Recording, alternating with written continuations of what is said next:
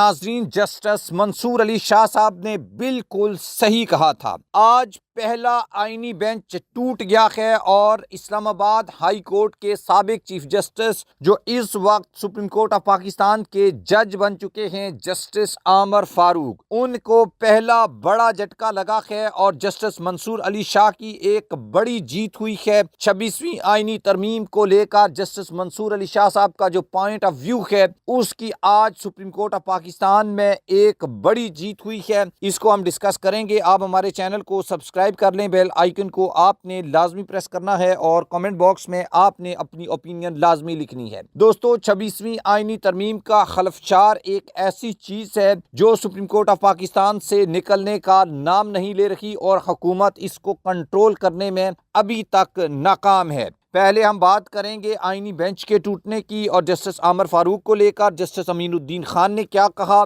फिर हम जजेस के बीच इख्तलाफात की बात करेंगे और उसके बाद आपको बताएंगे कि 26वीं आईनी तरमीम को लेकर सुप्रीम कोर्ट ऑफ पाकिस्तान में कौन सी बड़ी डेवलपमेंट हुई है। दोस्तों, PTI जो है वो तो 26वीं आईनी तरमीम के खिलाफ जो भी उनसे हो सकता था उन्होंने किया, लेकिन इस सब के बावजूद वो इसमें नाकाम रहे। लेकिन अदालत के अंदर से जो बगावत या जो आप ये कह कि जो इख्तलाफात उठे हैं वो अब इस तरमीम को टिकने नहीं देंगे। इस हवाले से मैं आपको बताऊं कि जस्टिस आमर फारूक, जो chief justice Islamabad high court रह चुके हैं, अब सुप्रीम कोर्ट ऑफ पाकिस्तान के जज हैं, वो उनको जस्टिस अमीनुद्दीन खान ने सुपर टैक्स केस में निकाल दिया है और जस्टिस अमीनुद्दीन खान की सरबराही में 5 रुकनी आईनी बेंच जो है वो इस केस की समाअत कर रखा था और आईनी बेंच में इख्तलाफात के बाद ये आईनी बेंच टूट गया और जस्टिस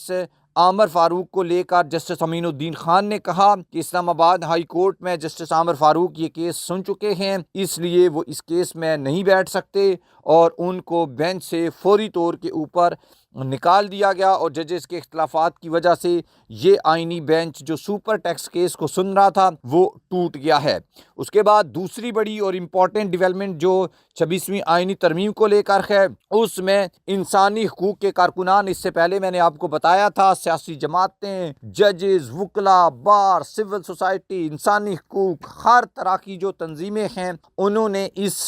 26वीं आईनी तरमीम को आईनी बेंच में या सुप्रीम कोर्ट ऑफ पाकिस्तान में चैलेंज कर रखा है। लेकिन अब मुल्क भर से, पाकिस्तान भर से इंसानी हकूक़ के कारकुनान ने 26वीं आईनी तरमीम को सुप्रीम कोर्ट ऑफ पाकिस्तान में चैलेंज कर दिया है और इंसानी हकूक़ के कारकुनान और सिविल सोसाइटी के अरकान ने ये कहा है, अच्छा इनकी तादाद जो है वो यहाँ पर बताई गई है, ये तकरीबन टोटल 38 लोग हैं मुल्क भर से जो इंसानी हकूक़ के कारकुनान हैं और सिविल सोसाइटी के अरकान हैं। इन्होंने अख्तियारात के नाजायज़ इस्तेमाल और कानूनी तरीक़ाकार को बलडोज करते हुए 26वीं आईनी तरमीम जो पास करवाई गई है, इसके ऊपर या इसको उन्होंने चैलेंज किया है और इसमें यह कहा गया है कि अवाम और हुकूमत यानी रियासत के दरमियान जो एक इमरानी मायदा है आइन की सूरत में, ये उसके मुनाफी एक आइनी तरमीम है और सुप्रीम कोर्ट ऑफ पाकिस्तान इस 26वीं आइनी तरमीम को कल अदम करार दे।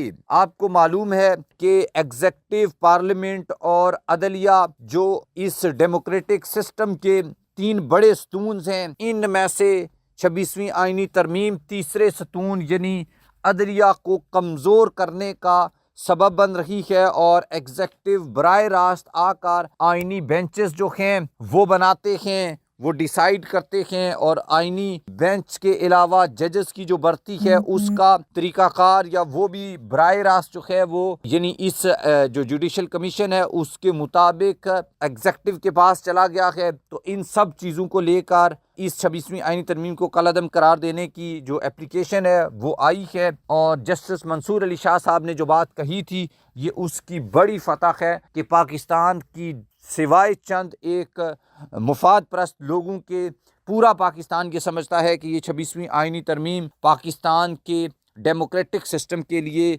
जहर कातल है।